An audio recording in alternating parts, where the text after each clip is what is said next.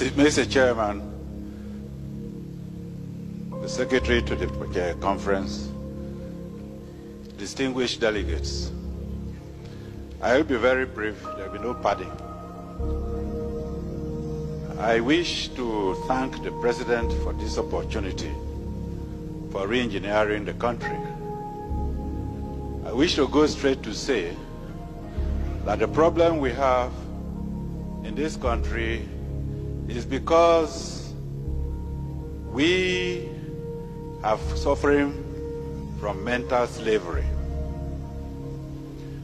Over 300 years ago, our parents sold our brothers and sisters into slavery.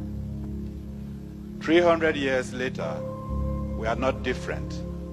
We are still selling ourselves into slavery.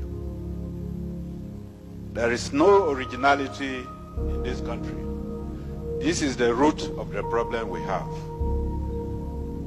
Those days, the price for the slaves were trinkets, beads, gunpowder, gin, thank you very much, and so on. The price today is foreign aids. The price today is political influence. The problem we have is not of our own making. And unless we address those issues, our collusion with the colonial masters is going to cause us more problems. If we look all around, look at the ceiling, there is nothing that is new, nothing indigenous in this hall. The country itself is not indigenous. Even the coup, we are blaming the military. Even the coups that we have is not of our own making. I believe there is the author of one of the books I have read in this conference who stated that the idea of a coup was first suggested in one of the military conferences they attended in America. I will go straight to read, with your permission, Mr. Chairman, what the respected Alhaji Shehu Shagari has put in his book. And I ask every member here to get that book, because I know most members here have the book written by Clinton, but they have not put the book, they have not bought the book written by Haji Shehu Shagari. And I'm going to quote what he has written. Quote, I was particularly struck by a conversation I had with a Greek professor attached to an international agency in Geneva. He told me his opinion of why West Europeans were supporting the rebellion against Nigeria. It was, he said, common among Westerners to sympathize with the underdog in any dispute, which in this case happens to be the Eastern Igbo.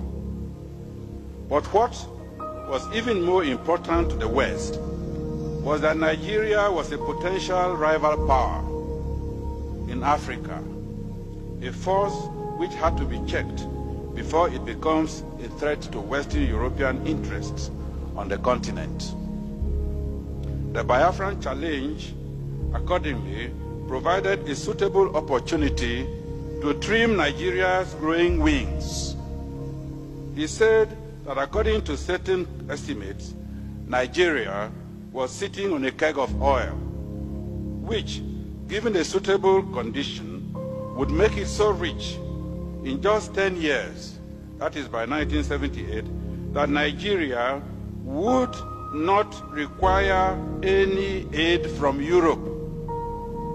Indeed, Nigeria would be in a position to assist other African countries, especially the poorer ones, and thus undermine an important basis on which European influence was exercised over them. I underline that.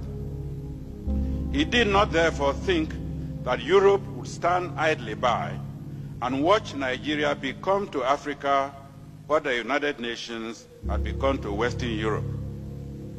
The rebel enclave, on the other hand, could be encouraged to become a rich but small and manageable African country which will still be dependent on the West, just as some small oil-rich Arab countries have been. Finally,